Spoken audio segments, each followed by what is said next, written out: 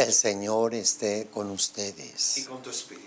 Lectura del Santo Evangelio según San Marcos. Gloria a ti, Señor. En aquel tiempo, Jesús fue a su tierra en compañía de sus discípulos. Cuando llegó el sábado, se puso a enseñar en la sinagoga y la multitud que lo escuchaba se preguntaba con asombro: ¿dónde aprendió este hombre tantas cosas? ¿De dónde le viene esta sabiduría y ese poder para hacer milagros? ¿Que no es este el carpintero, el hijo de María, el hermano de Santiago, José, Judas y Simón? ¿No viven aquí entre nosotros sus hermanas? Y estaban desconcertados. Pero Jesús les dijo: todos honran a un profeta, menos los de su tierra, sus parientes y los de su casa. Y no pudo hacer allí ningún milagro. Solo curó a algunos enfermos imponiéndole las manos, y estaba extrañado de la incredulidad de aquella gente. Luego se fue a enseñar en los pueblos vecinos. Palabra del Señor. Gloria a ti, Señor Jesús. Es el Evangelio de Marcos. Dice el texto que Jesús fue a su tierra en compañía de sus discípulos, o sea, a Nazaret, ahí donde él se crió, ahí donde él creció, donde lo conocían. Conocían a María, su madre, a José, que era un humilde carpintero. Jesús fue allí a su tierra, y cuando llegó el sábado se puso a enseñar en la sinagoga. Recordemos que el pueblo judío tenía como norma guardar el sábado. Era algo, claro, que viene desde la creación, que Dios descansó el último día, pero también de la alianza en el Sinaí. Dios les pidió que guardaran el sábado como un signo de esa alianza. Era el día de la reunión, de la asamblea, de la escucha de la palabra de Dios, el día en el cual se reunían a adorar, a honrar el nombre de Dios. Ese día estaba reservado a Dios, no tenían que trabajar, solamente dedicarlo para el servicio de Dios. Dice que Jesús se puso a enseñar en la sinagoga y la multitud que lo escuchaba se preguntaba con asombro: ¿dónde aprendió este hombre tantas cosas? ¿De dónde le viene esa sabiduría y ese poder para hacer milagros?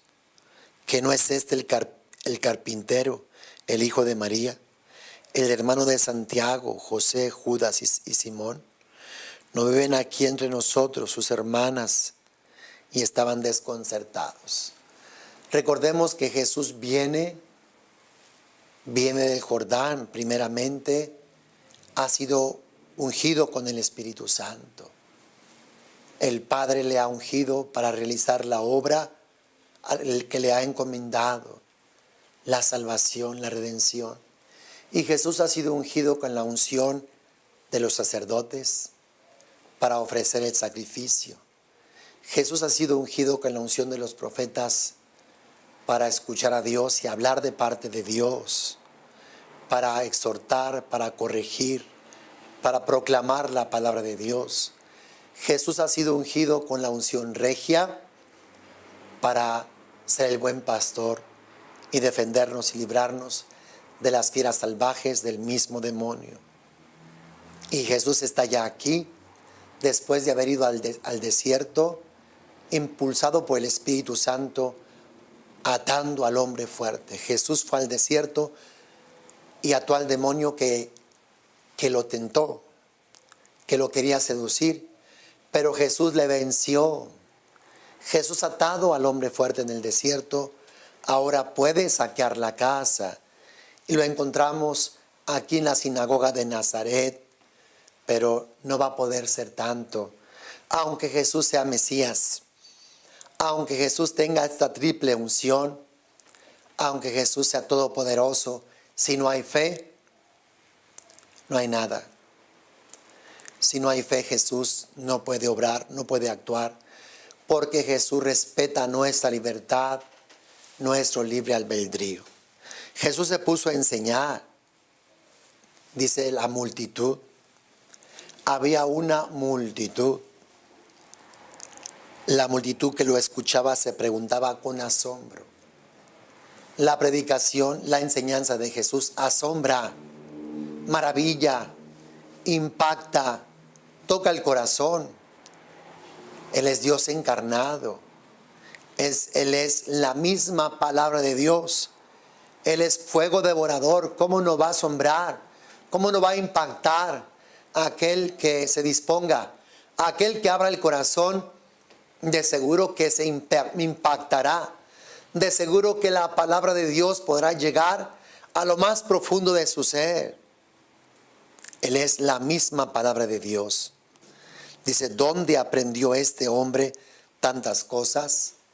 Claro que humanamente, recordemos que la Santísima Virgen María era una mujer que meditaba todo en su corazón. Ella lo guardaba todo.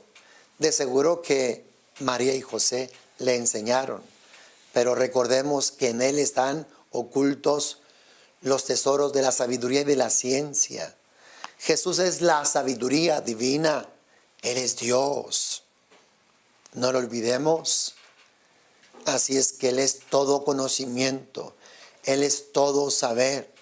Él lo sabe todo. Él lo conoce todo. Él creó el mismo universo. Él nos creó a cada uno de nosotros. ¿Dónde aprendió este hombre tantas cosas? ¿De dónde le viene esa sabiduría y ese poder para hacer milagros? Ya Jesús había estado en la sinagoga de Cafarnaún, ahora está en la de Nazaret. De seguro que se corrió la voz de los milagros que hizo en Cafarnaún y esperaban también que los hiciera en su tierra, pero la sorpresa es que en su tierra no hay fe, en su tierra no quieren en Él. Lo conocen desde pequeño y Jesús ha pasado desapercibido simplemente como un ser humano, una persona común y corriente. Por eso es que ahora están impactados, desconcertados. ¿Cómo es posible que este hombre pueda hablar así? ¿Cómo es posible que este hombre tenga tanta sabiduría? ¿Cómo es que pueda impactar tanto? ¿Cómo es posible que pueda hacer milagros? Y se decían, ¿qué no es este el carpintero, el hijo de María, el hermano de Santiago, José, Judas, Simón? ¿Y no viven aquí entre nosotros sus hermanas? Y estaban desconcertados. Recordemos que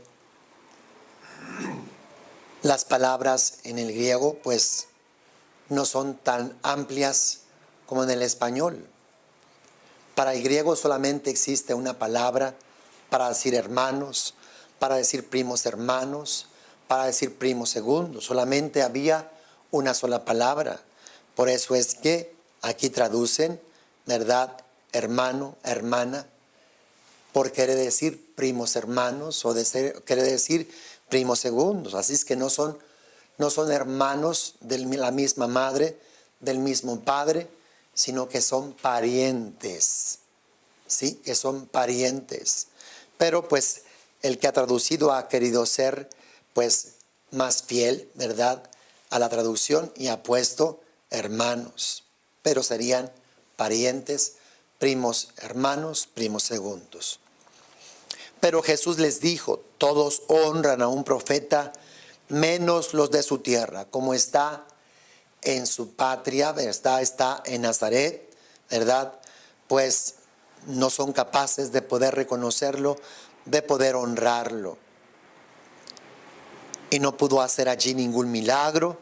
Solo curó a algunos enfermos imponiéndoles las manos, y estaba extrañado de la incredulidad de aquella gente. Recordemos que en paralelo de este texto, en Lucas, le echan en cara de que no haya curación. Le dice el médico: cúrate a ti mismo. Pero Jesús no puede obrar a causa de su incredulidad.